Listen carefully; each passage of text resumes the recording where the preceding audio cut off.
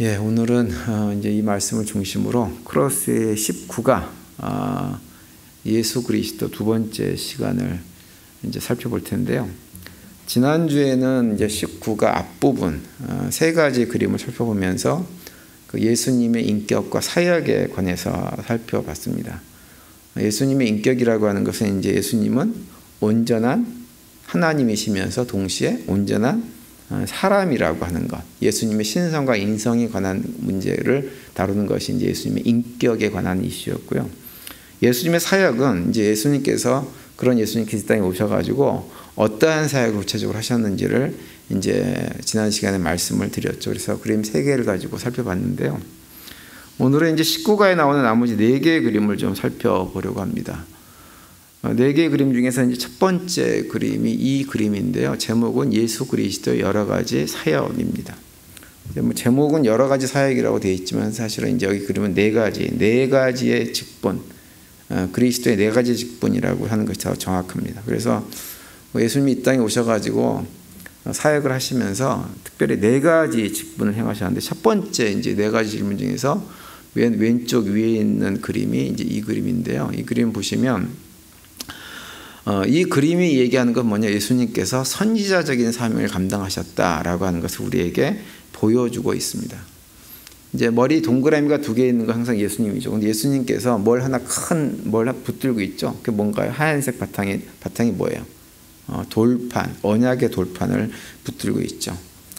구약 시대 때 그 선지자들이 했던 가장 중요한 사역이 무엇이었냐면 이스라엘 백성들이 시내산에서 하나님과 맺은 언약을 반복해서 상기시키는 것이었어요. 그래서 이스라엘 백성들이 그 언약을 제대로 지키지 않고 하면 그들을 책망하기도 하고 권면하기도 하고 해가지고 너희들이 시내산에서 하나님과 이러이러한 언약을 맺었는데 왜 그 언약을 그대로 순종하지 않느냐? 그때 하나님께서 너희들에게 말씀하시기를 언약을 잘 지키면 복을 받고 언약을 제대로 지키지 않으면 저주받는다 그랬는데 너희들이 이런 식으로 행동하면 저주받는다. 돌이켜라, 회개해라, 이런 얘기들을 끊임없이 했던 사람들이 구약의 선지자들이었습니다. 그런데 이제 예수님도 이 땅에 오셔가지고 같은 사역을 하셨어요. 그래서 이제 여기 보시면 흰 돌판에 그림이 쭉 그려져 있는데요. 이 그림이 의미하는 것은 어떤 것이냐 하면 우리가 이제 구약의 십계명을 이제 할 때 말씀을 드렸지만 하나님께서 이스라엘 백성들과 언약을 맺을 때 그 언약을 맺는 방식에 관한 그림입니다. 그 언약을 맺을 때 어떤 방식으로 언약을 맺으셨냐면 고대 사회에서 한 나라가 한 나라를 정복해가지고 정복한 나라와 정복한 왕이 어떤 조약을 맺을 때 했던 방식과 똑같은 방식으로 하나님께서 이스라엘 백성들과 언약을 맺었다는 말씀을 드렸었죠. 그래서 이 그림에는 이제 그 형식을 그려놓은 거예요. 그래서 이제 맨 위에 첫 번째가 그 조약의 어떤 형식이 6가지 단계로 되어져 있다는 말씀을 드렸었는데요. 그 첫 번째가 뭐냐면 맨 위에 있는 하나님의 이미지예요. 이것은 뭐냐면 이 언약의 주체가 누구냐라고 하는 걸 얘기하는 거죠. 언약의 주체가 누구라는 거예요? 하나님이라고 하는 거예요. 다시 말하면 예수님 자신이 하나님이라고 하는 것을 보여주고 있는 것입니다. 그걸 얘기를 하죠. 그러면서 동시에 두 번째가 뭐냐면 그 하나님께서 우리를 위해서 무엇을 하셨는지를 얘기합니다. 이제 구약 시대로 돌아가면 이스라엘 백성들 하나님께서 뭐 하셨어요? 애굽에서 종살이하던 그들을 광야로 출애굽시켜서 그들을 하나님 백성 삼으셨죠. 근데 이제 예수님은 출애굽 시대를 얘기하는 것이 아니라 예수님께서 이 땅에서 무슨 사역을 하셨느냐? 이 땅에 무슨 모습으로 오셨어요? 섬김의 종으로 이 땅에 오셔가지고 뭐 하셨어요? 섬김의 극치인 십자가에서 우리의 죄를 대속해서 죽으시고 부활 승천하셔서 그 대속의 죽음을 통해서 우리를 어떻게 하셨어요? 우리의 죄를 다 해소하시고 우리로 하여금 하나님과 관계를 회복시켜서 하나님 백성 되게 만들어 주신 거죠. 그것이 이제 그 언약의 주체이신 하나님이신 예수님께서 행하신 주 내용이에요. 그러면서 이제 세 번째가 무엇이냐면 이제 그렇게 해서 우리가 하나님 백성이 되어지고 그리스도의 제자가 되었으니 이제 너희들이 해야 될 일이 있다. 이렇게 예수님께서 말씀을 하셨는데 그 해야 될 일이 예수님의 사역 밑에 있는 무릎 꿇고 있는 보면은 동그라미가 하나뿐이 얼굴이 동그라미 하나인 우리들을 얘기하는 거죠. 뭐 하라는 거예요? 예수님께서 이 땅에 오셨던 그 모습과 똑같은 모습, 다시 말하면 섬김의 자세로 섬기는 삶을 살아가라고 하는 거예요. 그 섬김을 다른 말로 하면 뭐냐면 그것이 사랑입니다. 사랑. 하나님에 대한 사랑은 순종으로 하는 것이고 이웃과의 관계에서 사랑은 항상 섬김을 하는 거예요. 섬김을 통해서. 그 상대방이 가지고 있는 약점과 허물과 문제들, 부끄러운 모습들이 드러나지 않도록 씻어주고 닦아주고 채워주는 역할을 하는 것이 섬김이에요. 밥 사주는 게 섬김이 아니에요. 제가 계속 말씀드리지만 밥 사주고 선물 주는 게 섬김이 아니에요. 상대방이 약점과 허물이 문제가 있고 이러면 감당하지 못하는 것이 있으면 그걸 내가 가진 은사를 가지고 덮어주는 것, 씻어주는 것, 닦아주는 것, 보이지 않게끔 만드는 것, 그것이 섬김인데 예수님께서 이 땅에 오셔서 그러한 삶을 사셨죠. 그래서 우리가 감당하지 못하는 죄의 문제를 예수님께서 깨끗하게 해결해 주셨잖아요. 그것이 예수님께서 우리를 섬겨주신 가장 큰 섬김입니다. 그래서 십자가가 섬김의 극치라고 얘기를 하고 있는 거예요. 이제 그러고 나서 밑에 보면 번호가 적혀 있죠. 4번, 5번, 6번. 4번은 뭐냐 하면 보존하고 전달하는 것입니다. 그래서 마태복음 28장에 보면 예수님께서 제자들에게 모든 민족을 제자를 삼아라 라고 말씀하시면서 그 제자들을 어떻게 가르치라고 했냐면 그들이 주님께서 말씀하신 모든 것들을 지킬 때까지 가르치라 이렇게 예수님께서 말씀하셨어요. 그게 이제 구약 성경에서도 똑같이 신명기서에서 말씀을 하고 있죠. 자녀들에게 계속해서 집에 나갈 때나 들어갈 때나 앉을 때나 일어설 때나 계속해서 그걸 강론해가지고 자녀들이 그 말씀을 머리에 새기고 그 삶 속에서 계속해서 보존할 수 있도록 하라고 하는 것을 말씀하셨는데 예수님도 동일하게 말씀하셨습니다. 그리고 이제 다섯 번째는 뭐냐면 증인을 세우셨어요. 증인을. 그죠? 구약에서는 하나님께서 이스라엘 백성들과 언약을 맺고 무엇을 증인으로 삼으셨냐면 천지 만물을 증인으로 삼으셨다 이렇게 말씀을 하고 있어요. 그런데 예수님도 똑같이 이 땅에서 증인을 세우셨어요. 그 증인들이 누군가요? 우리들이 증인이에요. 우리들을 증인으로 세우셨어요. 그리고 이제 맨 마지막 여섯 번째는 뭐가 나오나요? 축복과 저주가 나오죠. 예수님도 똑같이 축복과 저주를 하셨습니다. 그래서 본인이 재림하실 때 내가 양과 염소를 구분해서 양은 영생에, 염소는 영벌에 취할 것이다 라고 하는 말씀을 하시면서 구약시대 때 선지자들이 했던 역할과 똑같은 역할을 예수님께서 이 땅에 계시면서 하셨다고 하는 거예요. 그래서 예수님께서 선지자 역할을 했다라고 말씀을 하고 있는 거죠. 그래서 이게 첫 번째 그림이고요. 두 번째 그림은 요 그림이에요. 요 그림은 예수님의 제사장으로서의 사역을 보여주고 있는 것입니다.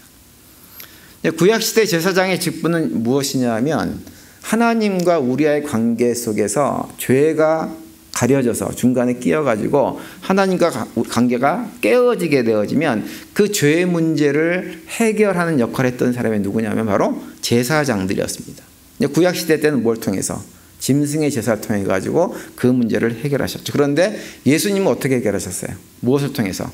자신의 죽음을 통해서 하나님과 우리의 관계를 회복시켰어요. 그래서 성경에 보면 많은 곳에서 예수님이 뭐라고 표현하냐면 화목제물이 되셨다라고 하는 표현들을 많이 하고 있죠. 로마서 3장도 그렇고 요한일서 같은 데도 반복해서 언급을 합니다. 그래서 요한일서 4장 10절에 보면 이렇게 말씀을 하고 있어요. 사랑은 여기 있으니 우리가 하나님을 사랑한 것이 아니요 하나님이 우리를 사랑하사 우리 죄를 속하기 위하여 화목제물로 그 아들을 보내셨습니다. 이렇게 말씀을 하고 있어요. 예수님께서 우리 화목제물이 되셔서 하나님과 우리의 관계를 회복시켜 주셨어요. 그래서 이제 이 그림에서도 보면 예수님께서 이 모자를 쓰고 있는데 이 모자가 뭐냐면 제사장 모자입니다. 그러니까는 예수님께서 제사장 모자를 썼다고 하는 것은 뭐냐면 예수님께서 그런 역할을 이 땅에 계시면서 하셨다고 하는 것이고 십자가를 딱 메고 있잖아요. 십자가를 메고 있는 것은 어떤 방식으로 하셨느냐? 십자가에서 자기 자신을 내어주는 방식으로 제사장의 역할을 하셨다고 하는 것입니다. 그리고 이제 세 번째 예수님의 사역은 이것입니다. 이거 뭔가요? 예수님께서 뭘 쓰고 계세요? 왕관을 쓰고 계시죠. 그래서 예수님은 이 땅에 왕으로 오셔가지고 왕의 역할을 하셨어요. 그런데 그 왕이라고 하는 것이 세상 왕들처럼 권세를 휘두르는 그런 왕이 아니라 어떤 왕이에요? 섬김의 왕으로 이 땅에 오셨어요. 섬김의 왕으로. 그래서 그 사역을 하셨어요. 그래서 그걸 보여주는 대표적인 말씀이 마가복음 10장 45절 말씀이죠. 우리가 잘 아는.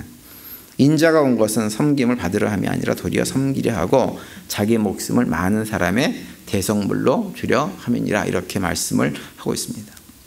그러니까 예수님은 만왕의 왕이지만 이 땅에 오셔가지고 섬김의 왕으로 오신 분입니다.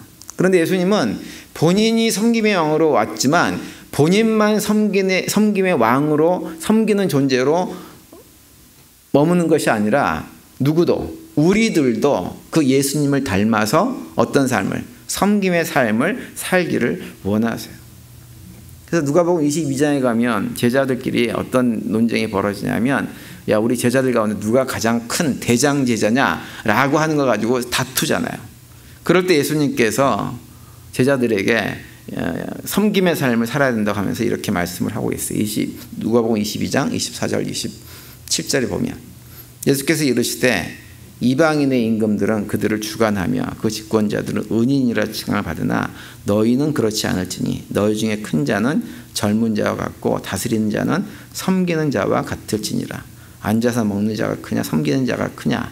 앉아서 먹는 자가 아니냐. 그러나 나는 섬기는 자로 너희 중에 있느니라, 이렇게 말씀하고 계세요.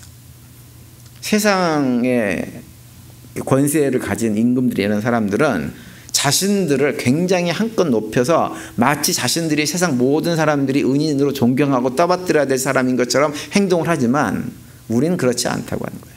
예수님도 그렇게 안 하셨고 예수님의 제자들인 우리들도 결코 그렇게 해서는 안 되고, 우리는 어떤 존재로 살아가야 되느냐? 섬김의 종의 모습으로 삶을 살아가는 것, 그것이 진정으로 큰 자이다, 이렇게 말씀을 하고 있는 것입니다. 그리고 이제 마지막 네 번째는 이 그림인데요. 이 그림은 이게 뭐냐면 머리에 뭘 쓰고 있어요? 등불을 올려놨죠. 이것은 뭐냐면 지혜의 등불입니다. 지혜의 등불. 그러니까 예수님은 어떤 분으로 이 땅에 오셨냐면 지혜의 왕으로 이 세상에 오셨어요. 그래가지고 우리에게 지혜로운 말씀을 많이 하셨는데 그 지혜로운 말씀을 대표적으로 이렇게 함축하고 있는 데가 어디냐면 우리가 잘 아는 산상수훈이라고 하는 곳이에요. 그러니까 산상수훈을 읽어보면 어떤 얘기가 핵심이냐면 창조주이신 하나님과 피조물인 인간이 어떻게 하면 조화로운 삶을 살 것이냐라고 하는 것을 산상수훈을 통해서 우리한테 얘기해 줍니다. 그게 가장 중요해요. 왜냐하면 창세기 3장에서 인간이 타락한 이후에 그 조화가 깨져버렸거든요. 그러니까 예수님이 이 땅에 오셔가지고 관계를 회복해서 다시 처음에 창세기 2장에서 하나님과 피조물인 인간이 조화로운 모습을 살았던 그 관계를 회복하는 데 초점이 있는 말씀을 다 하셨어요. 그것이 이제 산상수훈이 대표적인 말씀이죠. 그래서 그 산상수훈 가운데서도 가장 대표적인 말씀이 마태복음 6장 31절 이하에 보면 이렇게 또 말씀을 하고 있습니다. 그러므로 염려하여 이르기를 무엇을 먹을까 무엇을 마실까 무엇을 입을까 하지 말라. 이는 다 이방인들이 구하는 것이라. 너희 하늘 아버지께서 이 모든 것이 너희에게 있어야 할 줄을 아시느니라. 그런즉 너희는 먼저 그의 나라와 그의 의를 구하라. 그리하면 이 모든 것을 너희에게 더하시리라. 이렇게 말씀하고 있어요. 창조주이신 하나님은 우리의 삶의 필요를 아시고 그 필요를 채워주시는 분이 하나님이세요. 그럼 우리는 뭐 하느냐? 우리의 모든 필요를 아시고 그 필요를 채워주시는 창조주 하나님의 뜻을 구해서 그 뜻대로 삶을 살아가는 것이 우리가 하나님과 조화로운 관계 속의 삶을 살아가는 길입니다. 그것이 지혜로운 삶이라고 하는 거예요. 그래서 그런 얘기들을 여러 형태로 다른 방식으로 계속해서 예수님께서 말씀을 해주고 있고, 산상수훈에서만 그렇게 말씀하시는 것이 아니라 여러 가지 비유를 통해서 다 그 말씀을 해주시는 것을 볼 수가 있습니다. 그래서 예수님이 이 땅에 오셔가지고 네 가지의 직분을 감당하셨어요. 첫 번째는 뭐예요? 선지자로서의 직분을 감당하셨고, 두 번째는 뭐예요? 제사장으로서의 역할을 감당하셨고, 세 번째는 왕으로서의 직분을 감당하셨고, 네 번째는 참 지혜자로서의 직분을 감당하셨어요. 그래서 우리가 신앙생활을 하면서 이 네 가지 예수님의 직분을 기억하면서 우리도 그러한 삶을 살아가야 되는 거예요. 세상에 나가서는 우리도 선지자적인 사명이 있어요. 복음을 증거하고 세상으로 하여금 너희들이 그렇게 살면 망할 것이다, 망할 것이다, 망할 것이다를 선포할 수 있어야 됩니다. 그러면서 그 선포하는 삶은 말로만 하는 것이 아니라 삶을 통해서 우리가 정말로 복된 삶을 사는 것을 보여줌으로 세상에 틀렸음을 끊임없이 선포하는 역할을 해야 될 사람들이 누구냐면 바로 우리들입니다. 그러면서 죄악 가운데 살아가는 세상 사람들을 어디로? 주님 앞으로 하나님과의 관계가 회복될 수 있는 자리로 나올 수 있도록 그들을 인도하는 것. 그것이 뭐예요? 제사장의 역할인 거예요. 그리고 예수님께서 왕이시지만 섬김의 왕의 모습으로 살으셨던 것처럼 우리도 세상에 나가서 주변에 복음을 알지 못하고 살아가는 많은 사람들을 섬김으로 그들의 연약함들을 채워주고 보살펴줌으로 섬김의 삶을 살아가면서 주님께서 주는 지혜를 가지고 우리의 삶과 하나님과의 관계를 보다 더 지혜롭게 아름답게 건강하게 만들어가는 일에 쓰임받고 살아가는 사람들이 누구예요? 바로 우리여야 되는 거예요. 우리. 그것이 신앙생활을 건강하게 잘 하는 것입니다. 그래서 우리가 예수님에 대해서 뭘 안다고 할 때 그냥 머리로만 알면 안 돼요. 실제 삶의 자리에서 그분을 닮아가야 됩니다. 닮아가려고 최선을 다해요. 물론 잘 안 돼요. 우리 안에 있는 타락한 본성이 너무 뿌리 깊어가지고 잘 안 되는 것이 현실이지만 잘 안 되는 것은 회개하면 돼요. 회개하고 겸손하게 그러한 삶을 살려고 최선을 다해야 됩니다.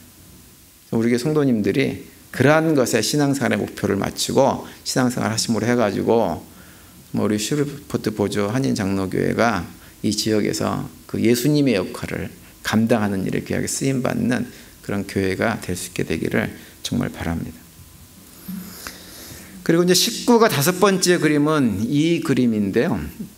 이 그림의 제목은 여기 있는 대로 보이는 아들이 보이지 아니하는 아버지를 우리들에게 보여줌 이렇게 되어져 있습니다. 그러니까 이게 뭐냐면 예수님은 어떤 분이냐면 우리가 창조주 하나님 아버지가 어떤 분이신지를 예수님은 우리에게 알려주시는 분이에요. 다시 말하면 창조주 하나님, 성부 하나님은 영이시기 때문에 우리 눈에 보이지 않죠. 그래서 우리가 그 창조주 하나님을 알고 싶으면 사실은 아는 방법이 없어요. 현실적으로는. 그런데 누굴 보면 되냐면 그 아버지와 똑같은 하나님이신 예수님, 육신을 입고 이 땅에 사셨던 기록에 있는 그 예수님을 바라보면 누굴 알 수 있는 거예요? 하나님 아버지가 어떠한 분이신지를 알 수가 있는 거예요. 그래서 이제 그림에 보시면 왼쪽에 뭐가 있어요? 사람 눈이 있죠. 누구의 눈일까요? 우리 눈이에요. 우리 눈. 우리 눈이에요. 그래 우리 눈이에서 화살표가 위아래로 이렇게 되어져 있죠. 그죠? 그래서 위에는 하나님이고 아래는 누구예요?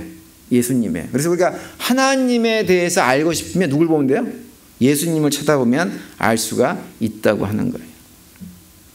그래서 오늘 우리가 읽은 본문 요한복음 말씀이 바로 그 내용을 얘기하고 있습니다. 예수님의 제자 중에서 빌립이라고 하는 사람이 예수님에게 어떤 얘기를 했냐면 예수님 우리에게 아버지를 좀 보여주세요. 그럼 참 좋겠습니다. 이렇게 얘기를 했어요. 그랬더니 오늘 보면 9절과 10절에서 예수님께서 이렇게 말씀을 하고 계시죠. 예수께서 가라사대 빌립아 내가 이렇게 오래 너희와 함께 있으되 내가 나를 알지 못하느냐. 나를 본 자는 아버지를 보았거늘 어찌하여 아버지를 보이려 하느냐. 나는 아버지 안에 있고 아버지는 내 안에 계신 것을 내가 믿지 아니하느냐. 내가 너희에게 이르는 말이 스스로 하는 것이 아니라 아버지께서 내 안에 계셔 그의 일을 하시는 것이라. 이렇게 말씀을 하고 있어요. 예수님을 본 사람 누굴 봤어요? 아버지 하나님을 봤다고 하는 거예요. 그래서 우리가 이 말은 또 무엇이 중요하냐면 예수님을 잘 아는 것이 정말 중요합니다. 왜요? 그 예수님을 알아야 누구를 알 수 있으니까. 하나님을 알 수가 있는 거예요. 예수님을 모르면 하나님도 제대로 모르는 거예요. 그러니까 유대인들 같은 경우는 아무리 그리 오랜 세월 동안 하나님을 믿는다고 하고 있지만 사실은 그 사람들은 하나님을 제대로 모르는 사람이에요. 왜냐하면 그 사람들은 예수님을 하나님으로 인정하고 있지 않기 때문에 예수님을 통해서 하나님을 볼 생각을 하지를 않습니다. 그러니까 하나님을 제대로 알 수 있는 길이 없는 거죠. 예수님을 보면 하나님을 알 수 있는데 그 예수님을 안 봐요. 근데 우리는 예수님을 보면 하나님을 알 수 있다고 알기는 아는데 예수님을 안 봐요. 이게 똑같이 안 보는 거 똑같은 거예요. 그럼 되겠어요? 안 되겠어요? 안 됩니다. 그러니까 예수님을 보려면 어떻게 해야 돼요? 성경을 읽으셔야 돼요. 성경을 읽으셔야 돼요. 특별히 복음서는 열심히 읽으셔야 돼요. 복음서에 나와 있는 예수님의 모습을 보고 또 보고 보고 또 보셔야 돼요. 그래야만 하나님이 이러한 분이구나 라고 하는 것을 알 수 있게 되어집니다. 근데 안타까운 것은 많은 교회를 다니시는 분들이 정말 성경을 안 읽으세요. 어쨌든 우리 교회도 제가 온 이후에 성경 통독을 하고 있지만 저는 내년에는 좀 더 많은 분들이 성경 통독을 했으면 좋겠어요. 하루에 사실은 15분, 20분이면 충분하지 않습니까? 사실 우리 통독 범위 자체가 그거면 충분한 거예요. 그것만 해서 1년에 한 번 정도 통독을 하면 한 해 한 해가 달라집니다. 성경을 이해하는 것이. 성경을 봐야 예수님을 알 수 있고 예수님을 알아야지 성경을, 하나님을 알 수가 있게 되는 거예요. 그런데 이제 이 그림에서 한 가지 우리가 좀 더 생각할 것은 뭐냐 하면 이 그림에 보시면 화살표가 이렇게 눈에서부터 나와가지고 이렇게 그려져 있는데 이 화살표가 어떻게 되어 있나요? 중간중간이 어떻게 되어 있어요? 끊어져 있죠. 그죠? 그럼 왜 이렇게 끊어지게 그려놨을까요? 그것은 뭐냐면 우리가 성경을 아무리 열심히 읽고 예수님을 열심히 봐도 우리의 눈 자체가 어떻게 되어 있어요? 타락한 본성에 이끌리는 눈이에요. 눈 자체가. 그래서 온전하게 순수하게 예수님을 바라보고 싶어도 그걸 제대로 바라볼 수가 없는 거예요. 그래서 점선으로 표시해놨어요. 그러니까 예수님을 제대로 알 수 없으니까 하나님에 대해서도 제대로 알기는 사실은 힘든 거예요. 다 약점이 있습니다. 우리가 하나님을 아무리 열심히 연구를 하고 예수님을 열심히 연구해도 100% 완벽하게 하나님을 알 수는 없는 것입니다. 우리의 시선이 불완전하기 때문에 그런 거예요. 이것은 어쩔 수가 없어요. 그래서 이것이 더 중요한 건 뭐냐면 우리가 성경을 열심히 읽어가지고요, 하나님에 대해서 나름대로 알았어요. 근데 내가 알고 있는 것에 대해서 다른 사람이 아니 내가 볼 땐 그런 게 아니고 내 생각은 이런데 그러면 우리는 어떻게 하나요? 그런 얘기를 들으면 기분이 나쁘죠. 빈정이 상하고 아니 내가 그렇다는데 왜 거기서 반대 내가 틀렸단 말이야 이러면서 막 빈정이 상합니다. 그럴 필요가 없는 거예요. 왜요? 기본적으로 인정을 해야 돼요. 내가 아무리 성경을 열심히 많이 읽고 깨달았다고 해도 내가 아는 것이 온전해요, 온전하지 않아요? 온전하지 않아요. 저는 목사지만 이렇게 설교 끝나고 친교 같은 거 할 때 교인들이 본인 나름대로 성도들이 나름대로 성경에 대해서 깨달은 거 하나님에 대해서 이런저런 얘기를 할 때 거기에 대해서 반론을 별로 제기하지 않습니다. 특별하게 문제가 있지 않은 한 특별히 남자 성도들은 그렇게 반론 이런 저런 얘기를 참 많이 하세요. 안 하는데 안 합니다. 왜냐하면 저도 목사지만 저도 타락한 본성을 가진 인간에 불과하기 때문에요. 성경에 대한 이해가 완벽할 수 없어요. 그러니까 틀릴 수 있단 말이에요. 그러니 누가 어떤 얘기를 하면 그럴 수도 있나? 라고 상고하고 생각하고 돌아볼 문제지 그걸 갖다가 내가 얘기하는데 내 말이 틀렸단 말이야 이러면서 논쟁을 하고 싸우고 하는 것은 그건 교만해서 그런 거예요. 우리는 온전하게 예수님을 바라볼 수도 없고 온전하게 예수님을 바라보지 못하기 때문에 온전하게 하나님도 바라볼 수가 없는 것입니다. 그래서 그런 겸손함을 가지고 예수님을 바라볼 때 사실은 그런 자세로 바라보면 진정으로 하나님도 더 쉽게 많이 깨달아 알 수가 있게 되는 것입니다. 우리 성도님들은 그런 면에서 이렇게 성경적인 이해나 이런 거 가지고요 논쟁하고 싸우지 마세요. 내가 맞네 네가 맞네 이렇게 하지 마세요. 누가 어떤 얘기를 하면 그럴 수도 있지 그렇게 생각할 수도 있어 그러고 넘어가세요. 그러면 오히려 그렇게 하는 과정을 통해서 상대방의 얘기가 나에게 어떤 유익이 되는 경우도 굉장히 많이 있습니다. 그렇게 신앙생활을 했으면 좋겠습니다. 그리고 이제 다음 그림은 이 그림인데요. 이제 이 그림의 제목은 하나님 아버지 우편에라고 하는 제목이에요. 여기 보시면 그림이 위아래 두 개로 나눠져 있는데요. 이것은 나눠져 있는 것이 아니라 한 통입니다. 한 개의 그림이에요. 근데 이제 먼저 어쨌든 위에 그림을 보시면 이렇게 돼 있죠. 그 오른쪽에 있는 그림 같은 경우는 보좌죠. 보좌 위에 누가 앉아 계세요? 하나님의 이미지가 딱 앉혀져 있잖아요. 그러니까 이게 뭐야? 하나님의 보좌라고 하는 거예요. 그런데 그 보좌로부터 뭐가 나와 있어요? 손이 나와 있죠. 손이. 그죠? 손이 나와 있고 손에 누가 있습니까? 그 위에 왕이신 예수님이 있죠. 이것은 이제 성경에 보면 예수님께서 부활 승천하신 이후에 하나님 보좌 우편에 앉으셨다고 하는 표현들을 여기저기서 많이 합니다. 마가복음 16장에도 그렇고 사도행전 7장에도 그렇고 로마서 8장 같은 데서 보면 예수님께서 부활 승천하셔가지고 지금은 하나님 보좌 우편에 앉아 계신다라고 하는 표현이 많이 있는데 그걸 배경으로 그려진 그림이에요. 그래서 그 말씀 좀 보시면 마가복음 16장 19절에 보면 이렇게 되어 있죠. 주 예수께서 말씀을 마치신 후에 하늘로 올리어지사 하나님 우편에 앉으시니라 이렇게 말씀하고 있어요. 그리고 로마서 8장 34절에 보면 또 이렇게 말씀하죠. 누가 정죄하리요? 죽으실 뿐 아니라 다시 살아나신 이는 그리스도 예수시니 그는 하나님 우편에 계신 자여 우리를 위하여 간구하시는 자신이라 이렇게 말씀을 합니다. 예수님께서 하나님 우편에 앉아 계시다고 하는 말씀의 의미는 무엇이냐면 하나님으로부터 정권을 위임받아 가지고 왕의 통치를 하고 있다고 하는 말씀이에요. 제가 지난번에도 말씀드렸지만 우리 고대 사회에서도 왕에게 정권을 위임받아서 실제적으로 통치하는 사람은 누구 어디에 자리에 앉냐면 왕의 오른쪽에 앉게 했습니다. 조선시대에는 또 마찬가지예요. 그래서 조선시대 때 좌의정은 누구냐면 왕의 오른쪽에 앉아 있는 사람이에요. 근데 왜 좌의정으로 불렀느냐? 백성들이 볼 때 왕의 왼편에 앉아있기 때문에 좌의정으로 부른 거예요. 근데 좌의정이 실질적인 권한을 가지고 있고 우의정은 좌의정을 보좌하는 사람이고 영의정은 그냥 명목상 백성들, 신하들의 우두머리일 뿐입니다. 실권은 좌의정이 다 가지고 있어요. 근데 예수님께서도 하나님 보좌 우편에 앉아 계셨다고 하는 것은 이제 고대 사회 때 이 권세에 대한 이미지가 그랬기 때문에 이렇게 표현을 하고 있는 것입니다. 그래서 거기에 앉으셔가지고 다 전체 그림을 다시 보시면 이렇게 되어 있죠. 밑에 있는 온 우주 만물을 다 어떻게 하신 분이냐면 통치하시고 다스리시는 분으로 계시다고 하는 거예요.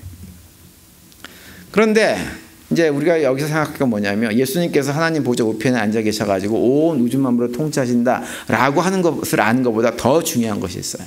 그건 뭐냐면 그렇게 온 우주 만물을 다스리시는 하나님 보좌 우편에 앉아 계신 예수 그리스도, 만왕의 왕이신 예수 그리스도께서 우리를 뭐라고 하셨냐면 우리를 그냥 너희들은 나의 종이다 이렇게 말씀하시지 않고 뭐라고 말씀하시냐면 너희들은 나의 친구다 이렇게 말씀하신 데가 있어요. 이게 중요합니다. 어디서 그렇게 말씀하셨냐면 요한복음 15장 15절에서 이렇게 말씀하셨어요. 이제부터는 너희를 종이라 하지 아니하리니 종은 주인이 하는 것을 알지 못함이라 너희를 친구라 하였노니 내가 내 아버지께 들은 것을 다 너희에게 알게 하였습니다. 이렇게 말씀을 하고 있어요.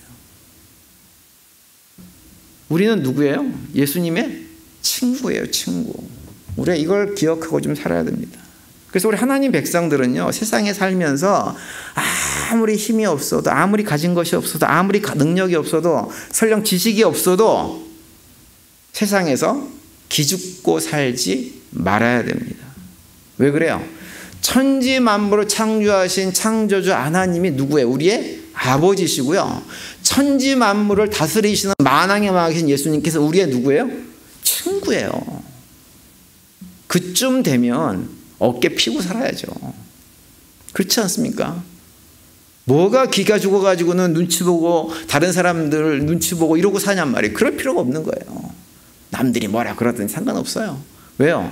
우리 아버지는 하나님이시고 우리의 친구는 만왕의 왕이신 예수님이세요. 그러니 그 자부심과 당당함을 가지고 사셔야 됩니다. 눈치 볼 필요 없어요. 다른 사람이 나한테 뭐라 그러나 평가하나 이런 것에 연연할 필요가 없어요. 왜냐하면 누가 나에게 뭐라고 하든 상관없이 난 누구예요? 천지만물을 창조하신 창조주 하나님의 자녀이고요. 천지만물을 통치하신 예수님의 친구예요. 그럼 됐죠. 그럼 됐죠. 뭐가 그렇게 주눅들어 살 필요가 있느냐고요. 당당하게 사는 거예요. 그냥 현재 지금 내가 좀 부족하고 연약한 거 하나님께서 어려우니 아세요. 나에게 필요하면 다 채워주시는 분이세요. 내가 필요 없기 때문에 우리가 어떤 교육적인 목적 때문에 좀 놔두는 경우는 있지만 정말 필요하면 채워주시는 분이 그분이세요. 그러니 어깨 피고 당당하게 살아야 됩니다.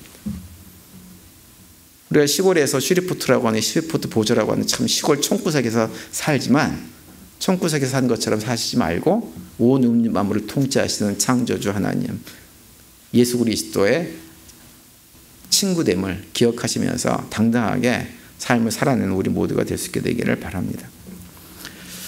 그리고 마지막 이제 19가 마지막 그림은 이 그림의 제목은 하나님 만물을 그리스도 발 아래에 두셨다라고 하는 거예요. 두셨다. 이 그림은 신약성경 에베소서 1장 22절 말씀을 기초로 그린 건데요. 거기 보면 이렇게 말씀을 하고 계세요. 또 만물을 그 발 아래 복종하게 하시고 그를 만물 위에 교회의 머리로 주셨느니라, 이렇게 말씀을 하고 있습니다. 여기 그림에 보시면 위에 발이 있죠, 그죠? 발이 있고 발에 뭐가 그려져 있어요? 왕관이 그려져 있잖아요. 그러면 이건 누구 발일까요?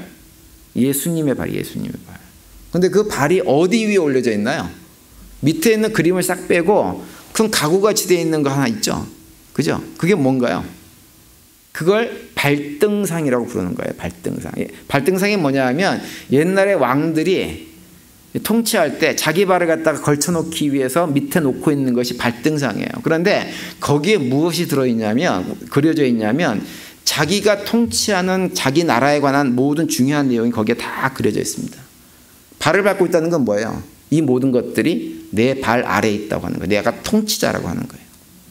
그런데 이 발등상에 특별히 중요한 건 뭐냐면 한 나라가 한 다른 나라를 정복했어요. 그러면 피정복자의 왕이 사용하던 발등상을 누구에게 바치냐면 정복한 왕에게 바치는 거예요.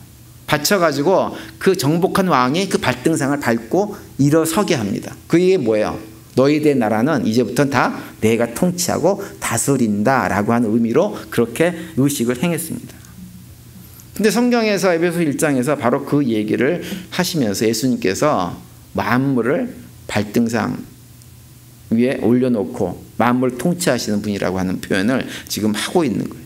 그러니까 이게 뭐냐면 예수님은 어떤 분이시냐? 이미 모든 것을 이기고 승리하신 분이다라고 하는 것을 우리에게 보여주고 있는 거죠. 그러면서 이제 여기 그림에 보시면 밑에 6가지의 그림이 그려져 있는데 예수님은 그러한 것들을 다 이기셨다고 하는 거예요. 그래서 여기 그림에 보시면 맨 왼쪽에 있는 것이 뭐예요? 죄를 상징하는 그림이죠, 그죠? 예수님은 죄를 이기셨어요, 죄를. 죄의 문제, 우리 인간이 가지고 있는 죄의 문제를 해결하셨습니다. 그래서 더 이상 죄가 힘을 쓰지 못하게 하시는 분이 우리 예수님이세요. 그리고 그 죄 옆에 있는 것이 뭐예요? 율법, 돌판이 그려져 있잖아요. 십계명 돌판. 예수님은 율법도 다 정복하셨어요. 어떻게 정복하셨어요? 예수님은 율법을 온전하게 행하심으로 정복하셨어요. 율법의 요구를 다 감당하셨어요. 근데 율법의 요구가 뭐예요? 딱 2가지로 정리되죠. 하나는 뭐예요? 위로는 하나님을 사랑하고 옆으로는 이웃을 사랑하는 것이 율법의 모든 내용이에요. 그죠? 근데 예수님은 하나님에게 순종함으로 그 율법을 온전하게 다 행하셨고 이웃은 어떻게 해요? 섬김을 통해 가지고 온전하게 그 모든 사랑 율법을 행하셨습니다. 그래서 그것을 정복하신 거예요.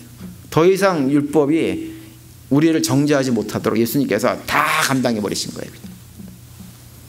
그리고 나서 이제 옆에 있는 건 뭐가 그려져 있나요? 심판봉이 그려져 있죠. 특별히 율법이 하는 가장 중요한 역할 가운데 하나는 뭐냐면 죄인인 우리를 심판하는 것입니다. 심판. 근데 더 이상 예수님께서 율법을 다 행하심으로 해가지고 더 이상 심판이 우리 삶 속에 미치지 못하도록 그 심판도 이미 정복해 보셨어요. 더 이상 율법이 권세를 행하지 못하도록 정복을 해보신 거예요. 그리고 이제 그 밑에 맨 왼쪽에 있는 것은 해골이 그려져 있죠. 이건 예수님께서 부활을 통해서 어떻게 하셨어요? 부활을 통해서 죽음, 사망 권세를 이기셨잖아요. 그죠? 그리고 이제 가운데 아래쪽에 있는 그 그림은 이게 뭘 그려놓은 거냐면 왕관이 있고 거기에 보면 우주 만물, 뭐 해, 달, 별 이런 것들이 쭉 그려져 있어요. 이것은 뭐냐면 하늘의 권세를 말하는 거예요. 악한 영들의 권세. 근데 예수님께서 그 악한 모든 영들의 권세도 다 제압하셨다고 하는 거예요. 그리고 맨 마지막에 있는 게 뭐예요? 사단이죠, 사단. 그죠? 사단의 권세, 유혹들 다 이기셨어요. 특별히 광야에서 시험 받으실 때 사단의 유혹하는 것들을 담대하게 물리쳐가지고 더 이상 예수님은 그 어떤 것도 미혹당할 수 없는 분임을 확증해 주셨죠.